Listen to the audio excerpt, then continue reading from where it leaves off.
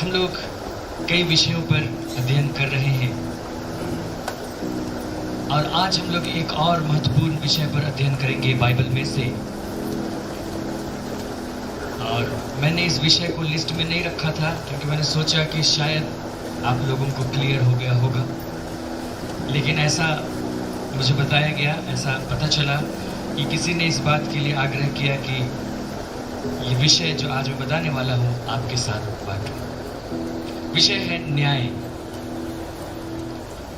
जब आप न्याय के विषय सुनते हैं, अंतिम न्याय, तो आपके मन में क्या आता है?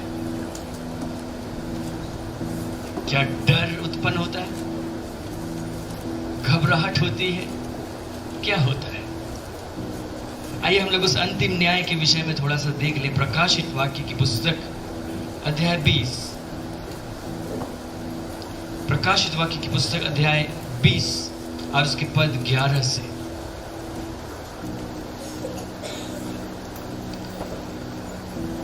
यहां पर आप लिखा हुआ पाएंगे, यूहन्ना ने जो दर्शन में देखा, आने वाले समय में जो कुछ होने वाला है उसके विषय में, और उसने न्याय के विषय में भी देखा। और उसने क्या देखा कि फिर मैंने एक बड़ा श्वेत सिंहासन और उसको जो उस पर बैठा हुआ था देखा। उसके सामने से पृथ्वी और आकाश भाग गए और उनके लिए जगह न मिली। फिर मैंने छोटे बड़े सब मरे हुओं को सिंहासन के सामने खड़े हुए देखा।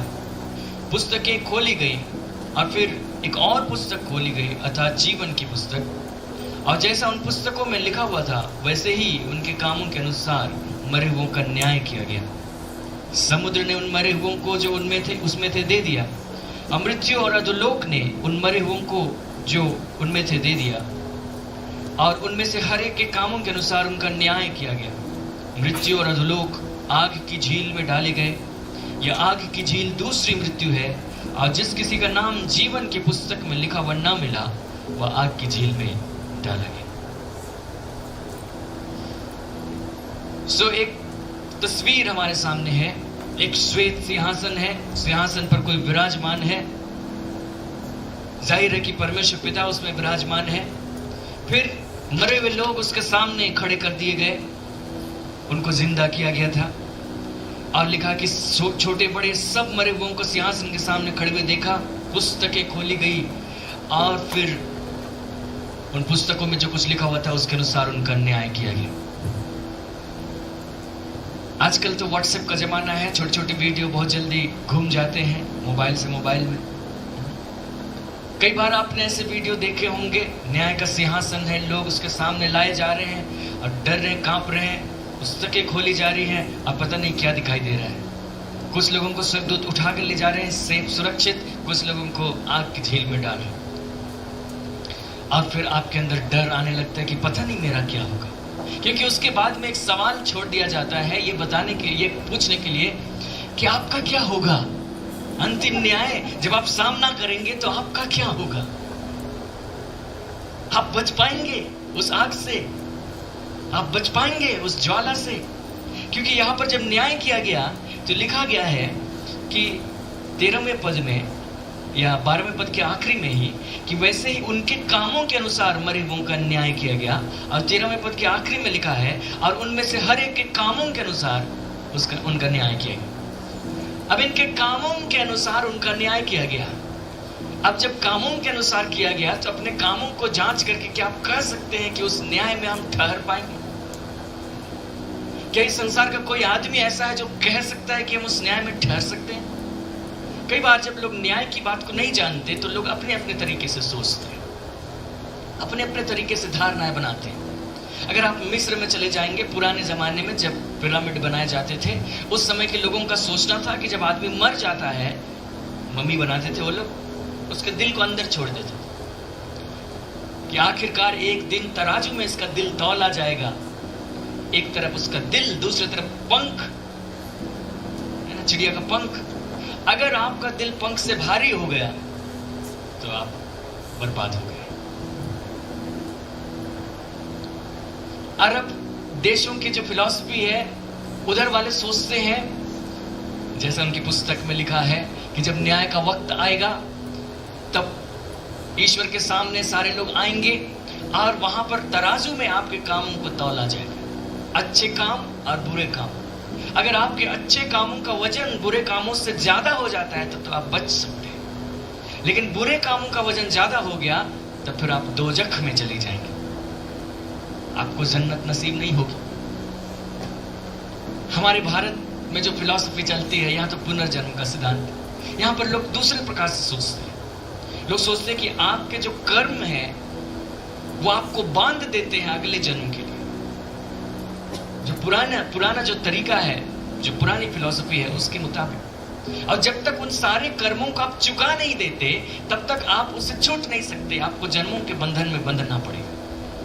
हालांकि बाद में उसमें परिवर्तन हुआ, स्वर्ग नरक की धारणाएं आई, लेकिन वो बात की बात। सो न्याय के विषय में हर एक व्यक्ति सोचते हैं किसी न किसी तरीके से। अब पूर्व से चले जाइए पश्चिम तक, सारे लोग न्याय के विषय में थोड़ा बहुत सोचते ही कि न्याय होगा तो क्या होगा, और उसी के हिसाब से अपने अपने देश में भी न्याय व्यवस्था को लागू किया गया कि कोई व्यक्ति अगर ऐसा गुनाह करेगा तो उसको इस प्रकार दंड दिया जाएगा, उस पर मुकदमा चलाया जाएगा, उसको दंड दिया जाएगा, न्याय किया जाएगा। और बाइबल इस विषय में साफ साफ बातें करती है, बाइबल कुछ भी नहीं छुपाती, और इसलिए हम लोगों को इसको साफ साफ जानना चाहिए। और इतने दिनों तक जो कुछ हम लोग सीखते आए, मैं चाहता हूं कि आप उन सारी चीजों को याद रखें जब हम न्याय के विषय में बातचीत करें, क्योंकि अगर परमेश्वर इस हिसाब से न्याय कर रहा है कि उनके कामों के अनुसार न्याय किया जाए, तो हम लोग पहले इस सवाल का जवाब ढूंढना चाहते हैं, इस संसार में से कितने लोग होंगे जो उस न्याय से बच सकते हैं।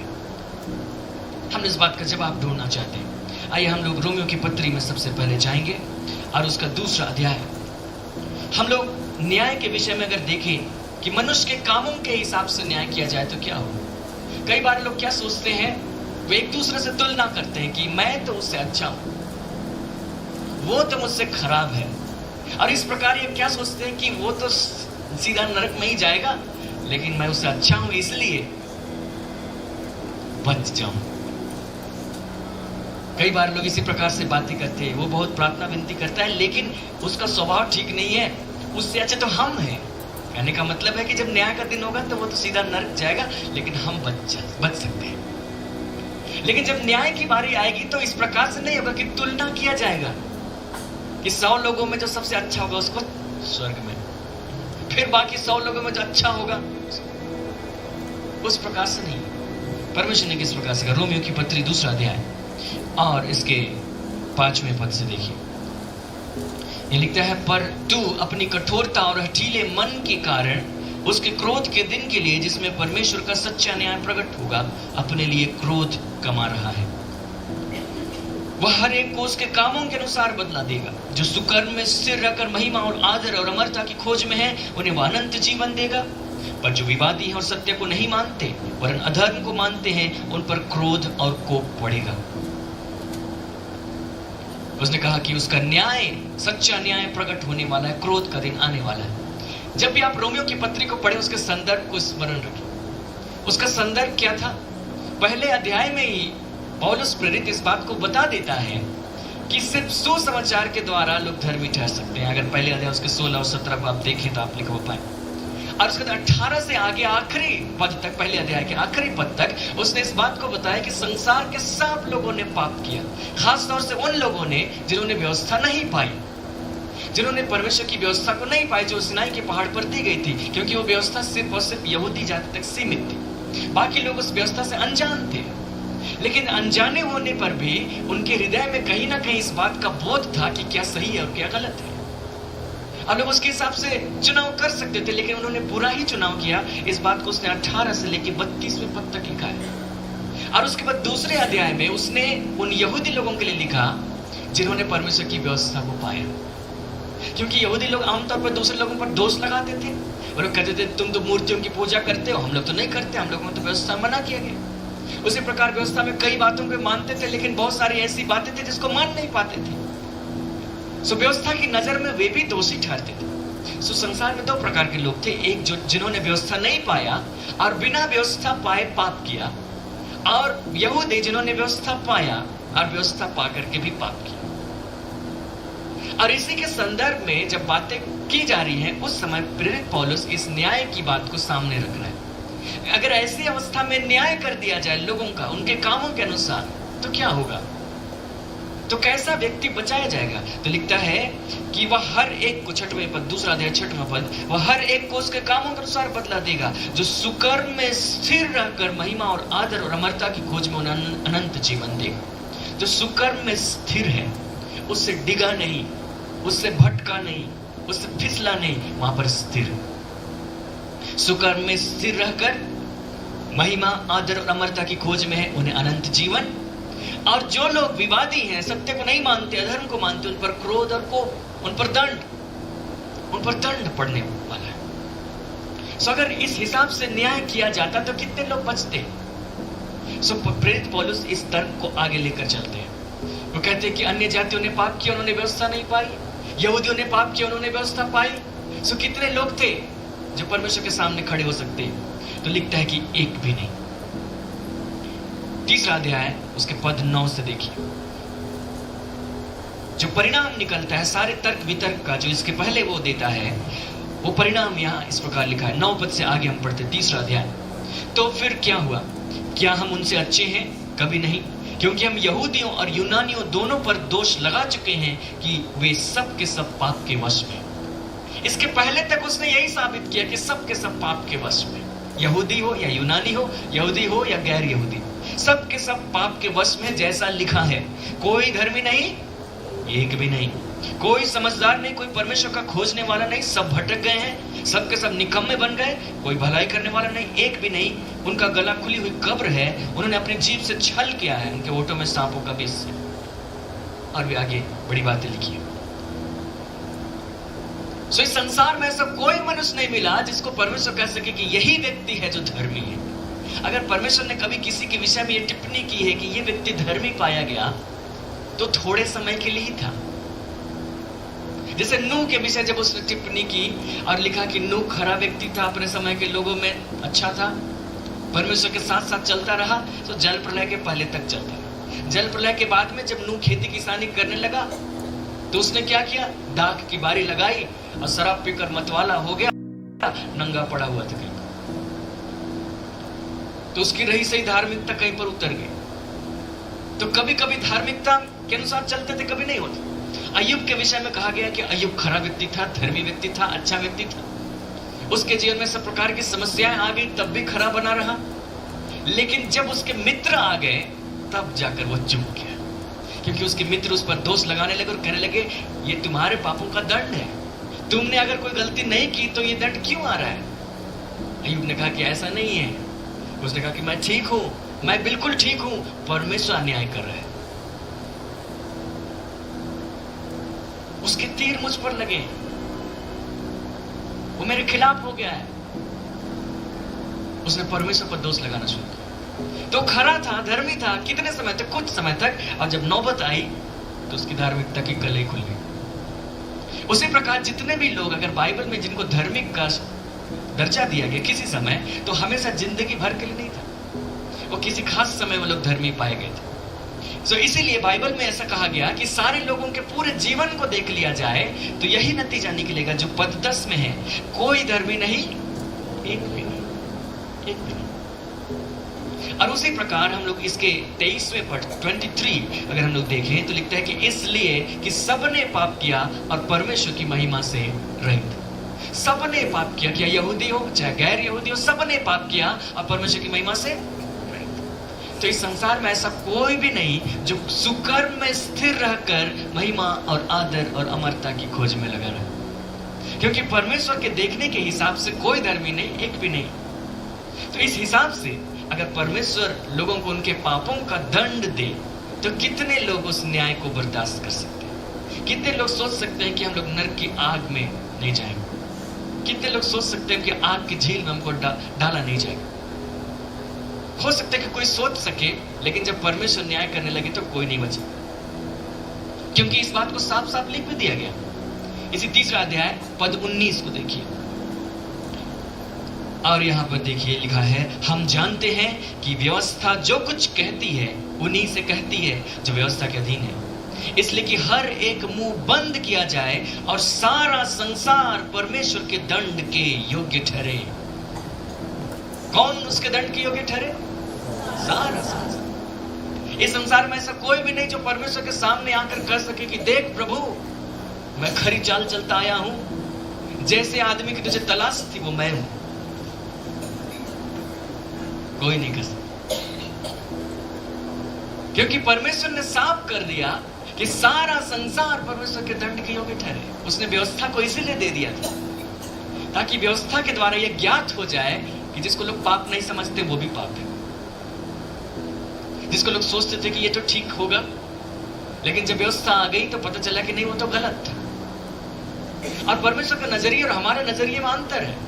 जब व्यवस्था का जमाना था मूसा के समय में, ऐसा हुआ कि एक व्यक्ति सबत के दिन में लकड़ी चुनने के लिए चला गया और उसने लकड़ियां बटोरी।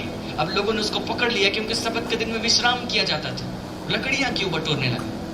उस समय तक उस पर क्या दंड होगा ये प्रकट नहीं था। तब उसको पकड़ कर रख दिया गया। अब मूसा प्रार्थना करने के लिए चला गया, परमेश्वर से पूछने के लिए कि इस व्यक्ति का क्या किया जाए, और क्या नतीजा लेकर लौटा, इसको पथरवाह करके मार डाला जाए। उसने क्या गलती की था? सबत के दिन लकड़ी चुनने गया था। हम लोगों में से ऐसा कोई नहीं है जो उसको मृत्यु का दंड देगा इसके लिए। किसी देश का ऐसा कोई कानून नहीं जो उसको मृत्यु का दंड देगा लकड़ी चुनने के जुर्म। लेकिन ये इसलिए हुआ कि हमारा नजरिया और परमेश्वर का नजरिया दोनों में अलग अंतर है। परमेश्वर पाप को जिस रीति से देखता है, हम लोग उसको उस रीति से नहीं देखते। हम लोग जरा बर्दाश्त कर लेते हैं, चलता है, चलेगा, वैसे कर। परमेश्वर नहीं बर्दाश्त करता। सो अगर वो धर्मी से थोड़ा भी कम है, धर्मी से थोड़ा भी कम है तो दंड के योग्य है। और उस हिसाब से देखा गया तो समस्त संसार उसके दंड के योग्य ठहरे। कोई भी संसार में ऐसा नहीं मिलेगा जो परमेश्वर के सामने खड़ा होकर कह सके कि मैं स्वर्ग का हकदार हूं, मुझे दंड नहीं मिलेगा। कोई नहीं कह सकता। हाँ, इतना जरूर होगा कि जो लोग नर्क में जा रहे हैं, जो लोग आपकी झील में जा रहे हैं, उनको अलग अलग कैटेगरी में बांटा जा सकता है। जिसने ज्यादा भयानक पाप किया उसको ज्यादा भयानक दंड, जिसने कम भयानक पाप किया उसको थोड़ा कम दंड। यीशु मसीह ने ऐसा दिखाया।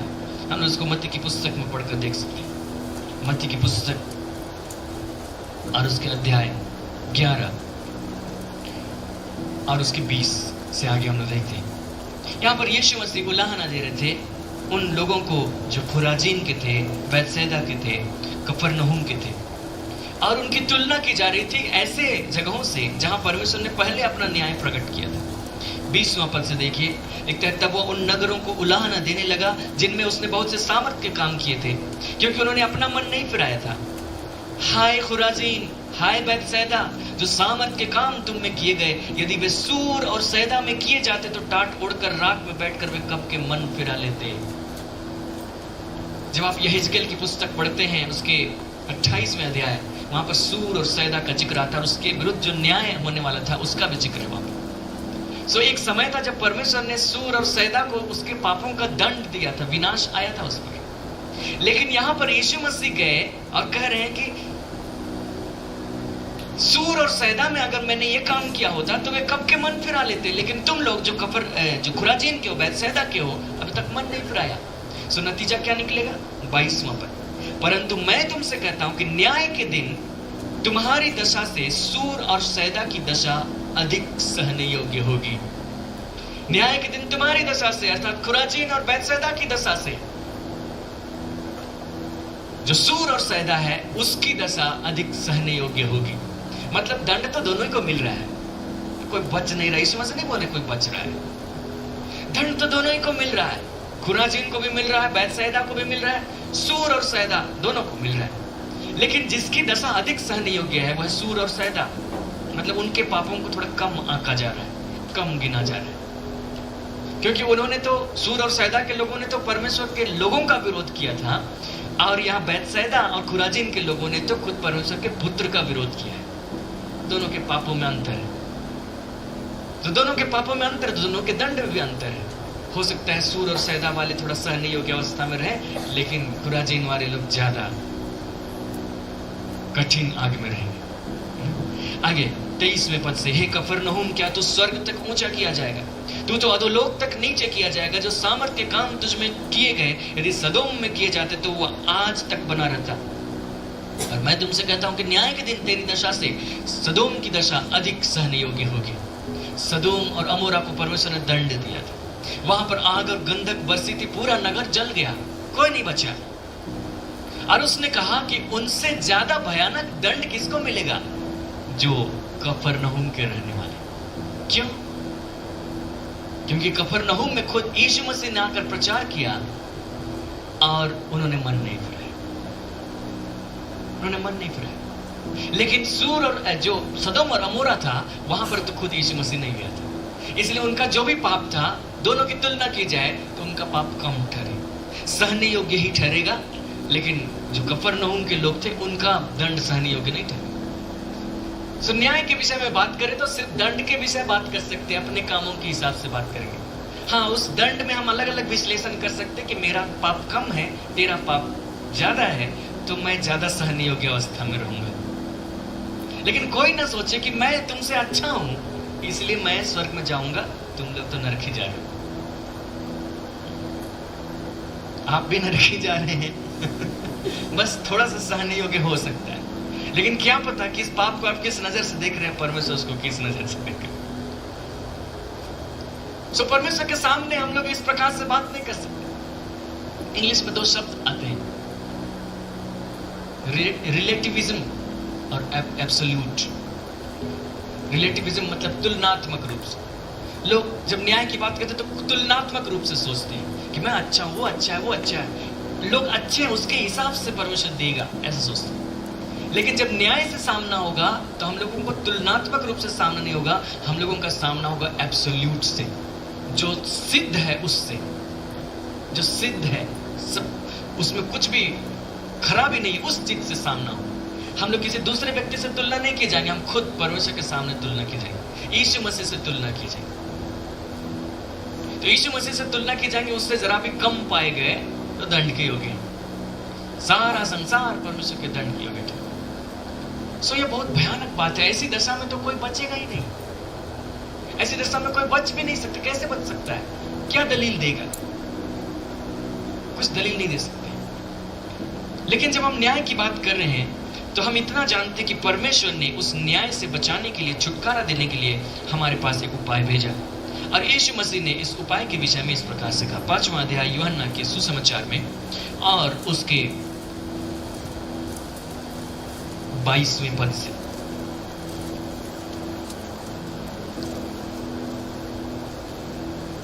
यहां पर यीशु मसीह उसने एक 38 वर्ष के रोगी को चंगा किया था, और जिस दिन उसने उसको चंगा किया था वो सबत का दिन था। अब सबत का दिन था तो उसने उसको ऐसा चंगा किया, उसको आज्ञा दी, उठ, खाट उठा और चल फिर। खाट उठाना अधर्म था लोगों की दृष्टि में, तो व्यक्ति ने खाट उठा लिया। उसका खाट ऐसा नहीं होता जैसा हमारा खाट होता है, पर उसने खाट उठा लिया, ढो लिया अपने कंधे पर, वो चला गया। लोगों ने देखा कि सबत के दिन खाट उठा के चल रहा है, दंड के योग्य है। तो उसने कहा कि जिसने मुझे चंगा किया उसने मुझसे कहा। किसने किया?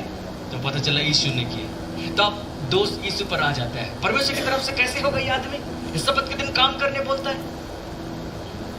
तब यीशु मसीह उनको जवाब देने लगा, मेरा पिता अब तक काम करता है इसलिए मैं भी करता हूं। उसी जवाब को देते देते उसने इस प्रकार से कहा 22वें पद में, पिता किसी का न्याय नहीं करता, परंतु न्याय करने का सब काम पुत्र को सौंप दिया है, कि सब लोग जैसे पिता का आदर करते वैसे ही पुत्र का भी आदर करें। जो पुत्र का आदर नहीं करता वो पिता का, जिसने उसे भेजा है, आदर नहीं करता। पिता किसी का न्याय नहीं करता। जब से यीशु मसीह को इस धरती पर भेज दिया गया, उसने सेवकाई आरंभ कर दी, पिता ने किसी का न्याय नहीं किया। न्याय नहीं किया अर्थात उसको उनके पापों का दंड नहीं दिया। और इसीलिए तो हम लोग ये नतीजा पाते कि पुराने नियम का जब समय था तो परमेश्वर ने कहा था, यदि तुम मेरी नहीं मानोगे तो मिस्र के से फोड़े और बवासीर और ज्वर और क्षय रोग, ये सब मैं तुझ पर भेजूंगा। लेकिन जिन दिनों में यीशु मसीह ने सेवकाई की तो उसके विषय में क्या लिखा गया है? प्रेरितों के काम 10:38 में कि वो पवित्र आत्मा सामर्थ से उसका अभिषेक किया गया और बहुतों को जो शैतान के सताए हुए थे अच्छा करता था। सो यीशु मसीह ने जिनको भी अच्छा किया था वे शैतान के सताए हुए थे, परमेश्वर के सताए हुए नहीं थे। तो यीशु मसीह के सेवकाई के समय में परमेश्वर ने किसी को उनके पापों का, उनके कर्मों का दंड नहीं दिया था, उनके श्राप नहीं दिए थे। उसने न्याय करना रोक दिया, उसने न्याय करना रोक दिया। और खुशी की बात है कि उसने अब भी रोक दिया है। हालेलुया। वो आखिरी तभी जाके प्रकट होगा जब श्वेत सिंहासन दिखाई देगा, अंतिम श्वेत सिंहासन जहां से हम लोगों ने शुरू किया। लेकिन उसने न्याय करने का काम रोक दिया है, और ये हमारे लिए खुशी की बात है। यीशु मसीह ने उसको डिक्लेयर किया, पिता किसी का न्याय नहीं करता, वरन न्याय करने का सारा काम उसने पुत्र को सौंप दिया। तो उस व्यक्ति पर तुम लोग दोष लगा रहे हो कि शब्द के दिन खाट उठा के जा रहे हो, तुम लोग न्याय कर रहे हो। पिता खुद न्याय नहीं कर रहा है, बल्कि अब पुत्र न्याय करेगा। अब मेरे न्याय के हिसाब से उसको खाट उठा के जाना चाहिए। हालेलुया। पिता किसी का न्याय नहीं करता, वरन उस न्याय करने का सब काम पुत्र को सौंप दिया। और ये खुशखबरी क्यों है मालूम? क्योंकि अगर पिता न्याय करता तो जैसा अभी हमने पढ़ा था इसके पहले कि वह उनके कामों के अनुसार उनका न्याय करेगा, तब तो कोई नहीं बचता। समस्त संसार उसके दंड के योग्य ठहरता, सारा संसार को सीधे आग लगा देना चाहिए। उनको क्या चुन के नरक में डालेंगे, उनको क्या चुन के आग की झील में डालेंगे, इसी में आग लगा देना चाहिए। सारे लोग ये इस पर जल रहे। सो उसने न्याय को रोक दिया, ऐसा ना हो कि लोग मर जाएं। क्योंकि परमेश्वर के विषय में जो बाइबल प्रकट करती है वो ये है कि परमेश्वर एक ऐसा व्यक्ति है जो न सिर्फ न्यायी है, वो धर्मी भी है, वो पवित्र भी है, वो प्रेम करने वाला भी है, वो सर्वशक्तिमान भी है, वो संप्रभु भी, वो सब, उसमें सारे गुण पाए जाते हैं। और सारी बातें बैलेंस्ड अवस्था में। ऐसा नहीं कि न्याय करने का मन किया तो क्रोध में आए और यूं न्याय कर दिया। सत्य के हिसाब से देखा जाए तो समस्त संसार उसके दंड के योग्य ठहरता। सो हम लोग चुनाव करते हैं, अपने जीवन में प्राथमिकता देते हैं चीजों को कि किसके हिसाब से हम लोग अपने जीवन का निर्णय लें। तो कई बार होता है कि सत्य के हिसाब से हम निर्णय लें। सत्य के हिसाब से मतलब ये सच है, ऐसा होना चाहिए, नहीं हुआ तो क्यों नहीं हुआ। अगर परमेश्वर ने ऐसा किया होता तो हम लोग यहां वचन नहीं सुन रहे होते। लेकिन परमेश्वर ने किसके हिसाब से बर्ताव किया? उसने अपने प्रेम के हिसाब से बर्ताव किया। उसकी सूची में सबसे पहला स्थान हमारे लिए प्रेम। स्वर्गदूतों के लिए उसकी सूची में सबसे पहला स्थान था पवित्रता। जब यशायाह ने उसको ऊंचे पर विराजमान देखा, स्वर्गदूत यही बात कह रहे थे, साराफ कह रहे थे कि सेनाओं का यहोवा पवित्र पवित्र पवित्र। लेकिन जब उसने अपने आप को हमारे लिए प्रकट किया तो हमारे लिए कहा गया कि परमेश्वर प्रेम। उसने अपने आप को हमारे लिए इसी रीति से प्रकट किया, क्योंकि अगर वो ऐसा नहीं करता तो वे सारे लोग जो उसके समानता और स्वरूप में बनाए गए थे नरक में जल रहे होते, दंड पा रहे होते। लेकिन वो नहीं चाहता कि उसके बनाए हुए लोग जो उसके समानता स्वरूप में है वे लोग इस प्रकार से नष्ट हो जाए। उनको बचाना चाहता है, और इसलिए उसने प्रेम किया, और इसलिए उसने न्याय का काम रोक दिया, और न्याय का काम उसने पुत्र को सौंप दिया, यीशु मसीह को सौंप दिया। सो यीशु मसीह आया, और कई बार न्याय का जो काम था उसने उसको इस रीति से दिखाया। हम लोग उस न्याय के काम को इसी यूहन्ना के सुसमाचार में पढ़कर देखते हैं, 8वां अध्याय। वहां पर यीशु मसीह मंदिर के पास में बैठे हुए थे, और उसके चेले उसके आसपास में बैठे हुए थे। और अचानक ही ऐसा हुआ कि एक तरफ से कोलाहल का शब्द सुनाई पड़ा, और जब लोगों ने नजर उठाई तो देखा कि उस तरफ से एक भीड़ आ रही है, और एक स्त्री उनके आगे आगे है। और कोई तो स्त्री को लात मार देता है, और उसको लुढ़काते हुए, उसको ढकेलते हुए लोग यीशु मसीह के पास में लेकर आए। और जितने उस भीड़ में आ रहे थे उन्होंने अपने चोले यूं उठाए हुए थे, क्योंकि वो धूल में घिसट जाते। और वो यीशु के पास उस स्त्री को लेकर आए, और उन्होंने कहने लगा कि ये स्त्री व्यभिचार में पकड़ी गई है। अब तू बता इसका क्या करना चाहिए? तूने तो प्रेम करने के लिए सिखाया है, तो क्या इसे प्रेम करना चाहिए? व्यवस्था में लिखा है कि ऐसी स्त्री को पथराव करके मार डालना चाहिए। मुकदमा तेरे सामने पेश किया जाता है, अब तू न्याय कर। सो यीशु मसीह ने क्या न्याय चुकाया? उसने कहा कि न्याय का काम उनके हाथों से छीन लिया। उन्होंने पत्थर उठाए थे अपने पास उसको मारने के लिए, क्योंकि अब तो बचेगा नहीं। यीशु मसीह क्या जवाब देगा? व्यवस्था में लिखा है कि ऐसे लोगों को पथराव करके मार डालना चाहिए। अगर वो बोलेगा कि मत मारो तो व्यवस्था के खिलाफ में है। हम लोग बोल देंगे कि जो व्यक्ति व्यवस्था को नहीं मानता वो परमेश्वर की ओर से हो भी नहीं सकता। और अगर बोलेगा कि पत्थर मारो तो हम लोग फिर कहेंगे कि तू प्रेम करने क्यों बोलता है, तू पापियों के साथ क्यों जाता है, खाता पीता है, तूने मत्ती को क्यों चुंगी वाले टेबल से उठा लिया, अपना चेला बना लिया, उसको दंड क्यों नहीं देता है, तेरे साथ में एक चोर रहता है यहूदा इस्करियोती, उसको दंड क्यों नहीं देता है, बहुत सारा सब। तो यीशु मसीह ने उनके हाथ से पत्थर छीन लिए, एक ही वाक्य बोलकर, तुम में से जो निष्पाप हो वही पहला पत्थर मारे। तो ऐसा कोई नहीं निकला, उनके हाथ में पत्थर थे, और जब यीशु मसीह ने इस वाक्य को कह दिया, पत्थर उनके हाथ से गिर गए। हालेलुया। बैक गियर होके वो लोग लौट गए। उस स्त्री को उसने क्षमा कर दिया, उसने उसको दंड नहीं दिया। उसने उसको क्या कहा, मैं भी तुझ पर दंड की आज्ञा नहीं देता, पद 11, जा और फिर पाप नहीं करना, मैं भी तुझ पर दंड की आज्ञा नहीं देता।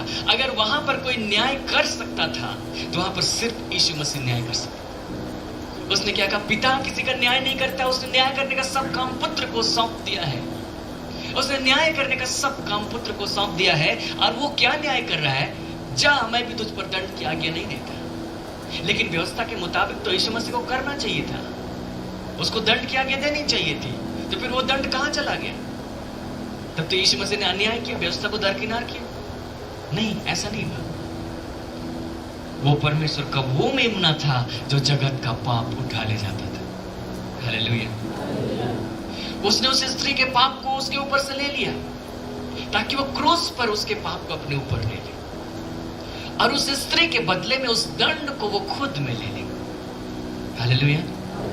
जो दंड उस स्त्री को मिलना चाहिए था, जो दंड आपको और हमको मिलना चाहिए था, हमारे कामों के अनुसार जब न्याय किया जाता तो जो दंड हमें मिलना चाहिए था, उसने वो दंड अपने ऊपर ले लिया क्रूस पर।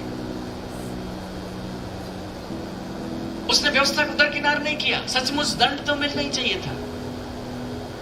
वो मानो इस प्रकार से है कि दंड के मुताबिक आपको गोली मार देनी चाहिए और एक ही गोली चलनी चाहिए,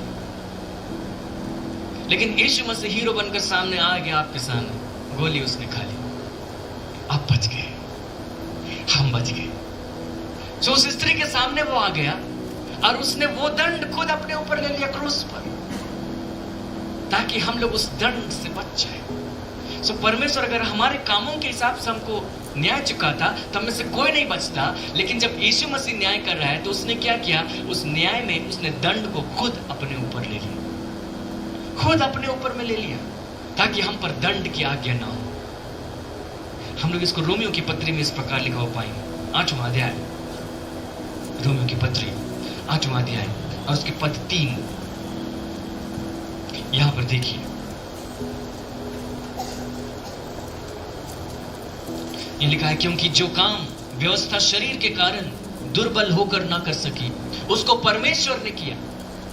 जो काम व्यवस्था शरीर के कारण दुर्बल होकर ना कर सकी, जो व्यवस्था थी वो इस बात को बताती थी कि लोगों में कमी कहां है, अगर वे उस कमी में बने रहते हैं तो फिर उनको उनका दंड मिलने वाला है। लेकिन वो व्यवस्था उनको सुधार नहीं पाई शरीर के कारण, क्योंकि शरीर जो था उसमें कोई अच्छी वस्तु वास नहीं करती, उसमें पाप ही बसा हुआ, तो पाप ही करते थे, उनके हृदय में भी पाप लिखे हुए थे। उसको परमेश्वर ने किया कैसे कि अर्थात अपने ही पुत्र को पाप में शरीर की समानता में और पाप के बलिदान होने के लिए भेजकर शरीर में पाप पर दंड किया गया। उसने यीशु मसीह के लिए एक ऐसा देह तैयार किया जिस देह पर वो आपके और हमारे पापों का दंड दे सके, और यीशु मसीह उस देह में आए, मरियम के गर्भ से उत्पन्न होगा, और वो देह इसीलिए तैयार की गई थी कि एक दिन हमारे पापों का दंड उस देह पर दिया जा सके, जो काम व्यवस्था नहीं कर सकी, क्योंकि व्यवस्था सिर्फ बोलती थी, चेतावनी देती थी, रोक नहीं सकती थी। व्यवस्था किसी को दंड से बचा भी नहीं सकती थी। उस काम को खुद परमेश्वर ने किया इस प्रकार से कि उसने हमारे और आपके पापों का दंड यीशु मसीह पर दे दिया जब वो क्रूस पर लटक रहा था, और हमारे पापों का भार उस पर डाल दिया गया, जिसका नतीजा ये निकला कि क्रूस पर उसने कहा, हे मेरे परमेश्वर, तूने मुझे क्यों छोड़ दिया। जबकि उसके पहले सेवकाई के दिनों में उसने क्या कहा, मैं जो पिता से सुनता हूं वही कहता हूं, पिता मुझे दिखाता है और मैं वही काम करता हूं, मैं पिता की इच्छा पूरी करने के लिए आया हूं। उसने बताया कि मैं और पिता एक हैं, मतलब पिता से इस प्रकार का संबंध है कि कोई अलगाव नहीं, कोई दूरी नहीं। लेकिन क्रूस पर क्या उसने कहा, हे मेरे परमेश्वर तूने मुझे क्यों छोड़ दिया? क्या वो हम साधारण मनुष्यों की तरह हो गया था? हम लोग भी कई बार ऐसी परिस्थिति में आते तो कहते कि प्रभु ने मुझे छोड़ दिया, प्रभु तूने मुझे क्यों छोड़ दिया, जबकि छोड़ा हुआ नहीं रहता है। तो क्या वो भी साधारण मनुष्यों के समान हो गया था कि परमेश्वर ने उसको नहीं छोड़ा और यूं ही बड़बड़ा रहा है वहां पर क्रूस पर, तूने मुझे क्यों छोड़ दिया? नहीं, उसको वाकई में छोड़ दिया गया था। क्यों? क्योंकि क्रूस पर हमारे पाप उस पर डाल दिए गए थे और पवित्र परमेश्वर और पाप का कोई संबंध नहीं हो सकता है। सो पिता और उसका संबंध उस पल के लिए टूट गया। सो हमारा दंड यीशु मसीह को दे दिया गया। इसीलिए हम लोग इस सुसमाचार का प्रचार करते हैं। अगर हम लोग कर्मों के हिसाब से बात करते तो ये होता कि सारे संसार के लोगों को सिर्फ हम चेतावनी दे सकते थे। हम बोल सकते थे तुम्हारे पापों का दंड मिल जाएगा, ये करो वो करो, मत करो ये बुरे काम, पाप मत करो। लेकिन वो उनको बचा नहीं पाते क्योंकि शरीर के कारण वे फिर से पाप करते। लेकिन परमेश्वर ने क्या किया? उपाय किया कि उस पाप का दंड ऑलरेडी दे दिया यीशु मसीह में, ताकि जो लोग इस बात को जाने, इस बात पर विश्वास करें कि हमारा दंड उठा लिया गया, यीशु पर डाल दिया गया, वे दंड से बच जाए। जो लोग यीशु मसीह में है वे लोग दंड से बच जाए। और उसने इस प्रकार से कहा, यूहन्ना में हम लोग वापस जाएंगे 5वां अध्याय, हम लोगों ने पढ़ा था यीशु मसीह के विषय। उसने कहा कि पिता किसी का न्याय नहीं करता, परंतु न्याय करने का सब काम पुत्र को सौंप दिया, कि सब लोग जैसे पिता का आदर करते वैसे ही पुत्र का भी आदर करें। जैसे पिता का आदर करते, क्योंकि पिता का इसलिए आदर करते क्योंकि उससे डरते हैं। अगर उसका आदर नहीं करेंगे तो फिर हमको आग की झील में डाल देगा। आमतौर पर लोग भय के कारण परमेश्वर के पास ना आते या फिर लालच के कारण परमेश्वर के पास आते। ये सच है। लोग क्यों परमेश्वर के पास आते? क्यों पाप से तौबा करने की कोशिश करते हैं? क्योंकि सोचते हैं कि अगर ऐसा करते रहेंगे तो हमको नरक में जाना पड़ेगा। सो नरक से बचने के लिए लोग आ गए। मानो परमेश्वर कोई फायर एस्केप हो, आग से बचने के लिए आ गए। और दूसरे लोग तो इसीलिए आ गए क्योंकि वे स्वर्ग जाना चाहते हैं और उन्होंने सुन के रखा है कि स्वर्ग में अच्छी वस्तुएं हैं। परमेश्वर पर इंटरेस्ट कम लोगों को है। ये एक जन को नरक से बचना इसलिए आता है, दूसरे को स्वर्ग जाना इसलिए आता है। लेकिन इसीलिए आना चाहिए कि हमको परमेश्वर से मतलब है। परमेश्वर जिधर रहेगा हम उधर रहेंगे। हम इसलिए आएंगे क्योंकि हम परमेश्वर से प्रेम करते हैं। और हम क्यों प्रेम करेंगे? क्योंकि हम जानते हैं कि उसने हमसे प्रेम किया है। हम उसके पास आते हैं, उसका सबसे बड़ा कारण यही होना चाहिए कि हम उससे प्रेम करते हैं, इसीलिए आते हैं। और क्यों प्रेम करते हैं? क्योंकि पहले उसने हमसे प्रेम किया और हमने उसके प्रेम को जाना, उसके प्रेम की गहराई को जाना। और जितना उसके प्रेम को जानते चले गए, हम उसके पास आते चले गए। हम आग से बचने के डर से नहीं आ रहे, हम स्वर्ग जाने के लालच में भी नहीं आ रहे। अगर परमेश्वर कहे मेरे साथ चलो, स्वर्ग में नहीं रहना पड़ेगा, दूसरी जगह रहना पड़ेगा, कठिनाई सहनी पड़ेगी, कोई बात नहीं, चलो ठीक है, प्रभु तो साथ में। मेरे साथ तुमको आग में भी जाना पड़ेगा, कोई फर्क नहीं पड़ता, चलेगा। लेकिन जो आग से बचने के लिए आया है वो तो प्रभु को भी उस समय छोड़ देगा, क्योंकि प्रभु ने कहा कि मेरे साथ आग में चलो।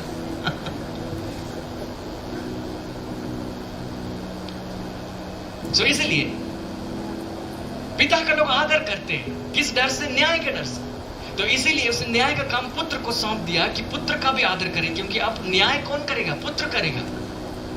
सब पुत्र का उसी प्रकार आदर करना पड़ेगा। और उसने किस प्रकार, 24वां पद हम लोग एक साथ पढ़ेंगे, हमारे लिए बहुत खुशी की बात है। यही सुसमाचार है। एक साथ 1 2 3। मैं तुमसे सच सच कहता हूं, जो मेरा वचन सुनकर मेरे भेजने वाले पर विश्वास करता है, अनंत जीवन उसका है और उस पर दंड की आज्ञा नहीं होती, परंतु वह मृत्यु से पार होकर जीवन में प्रवेश कर चुका है। हालेलुया। न्याय का काम पुत्र को सौंप दिया गया। और जब पुत्र न्याय करने बैठा तो हमारे कामों के हिसाब से हमारा न्याय नहीं कर रहे हैं। कितनी राहत की बात है। वह हमारे कामों के हिसाब से न्याय नहीं कर रहा है, लेकिन उसने न्याय के लिए शर्त को बदल दिया। क्या शर्त है? विश्वास वो शर्त है। जो मेरा वचन सुनकर मेरे भेजने वाले पर विश्वास करता है उस पर दंड की आज्ञा नहीं होती। और मृत्यु से पार होकर जीवन में पहुंच चुका है, क्योंकि अगर उस पर दंड की आज्ञा होती तो मृत्यु को प्राप्त करता, लेकिन वो मृत्यु से पार होकर जीवन में प्रवेश कर चुका है। उसने विश्वास का पुल बना दिया। इधर से उधर पार जाना है, बीच में नरक है, जाएंगे कैसे? अपने कर्मों के हिसाब से सीढ़ी बनाए, वो टूट कर नीचे गिर गया। अपने अच्छे कर्मों के हिसाब से, क्योंकि सुकर्म में स्थिर रहकर कोई नहीं कर पाता, सब नीचे गिर गए। उसने पुल बना दिया, विश्वास। जो मेरा वचन सुनकर मेरे भेजने वाले पर विश्वास करते, विश्वास। उसने विश्वास के द्वारा में यहां से वहां ट्रांसफर कर दिया। उसने कहा वो मृत्यु को पार करके जीवन में प्रवेश कर चुका है। लेकिन मैं उससे ज्यादा आपको सामर्थ्य बात यहां पर बताना चाहता हूं। यदि आपके पास BSI बाइबल है तो मेरे साथ में आप उसी पद को ध्यान से देखिए जहां पर लिखा है और उस पर दंड की आज्ञा नहीं होती। उसके ऊपर में स्टार है? बिल्कुल। हम लोग इसके बाद देखने वाले हैं ईसोड से। ईसोड रेडी रखिए। मत्ती यूहन्ना 5:24 यहां लिखता है उस पर दंड की आज्ञा नहीं होती, स्टार है। नीचे में उसका अर्थ क्या लिखा है? या वह न्याय में नहीं आता। मतलब जो यूनानी शब्द है उस यूनानी शब्द के हिसाब से उसका अनुवाद किया जाए तो ये अनुवाद आएगा, वह न्याय में नहीं आता है। कहने का अर्थ है, हम लोग इसको इस प्रकार पढ़ सकते हैं, मैं तुमसे सच सच कहता हूं, जो मेरा वचन सुनकर मेरे भेजने वाले पर विश्वास करता है अनंत जीवन उसका है और वह न्याय में नहीं आता। हालेलुया। वह न्याय में नहीं आता, न्याय से बच गए। उसी से तो डर रहे थे कि अंतिम न्याय श्वेत सिंहासन के सामने लाइन लगाकर खड़ा कर दिया जाएगा, बारी बारी से आग की झील में डाला जाएगा। हमारे कर्मों के हिसाब से देखा जाए तो हम बचने वाले नहीं हैं। लेकिन यीशु मसीह ने क्या किया? वो कर्मों के हिसाब से हमारा न्याय नहीं कर रहा है, लेकिन वो विश्वास के आधार पर न्याय कर रहा है। और जब उसने देखा कि ये व्यक्ति विश्वास किया तो उस व्यक्ति के विषय कह दिया कि वो न्याय में नहीं आता, अनंत जीवन उसका है, वो मृत्यु से पार होकर जीवन में प्रवेश कर चुका है।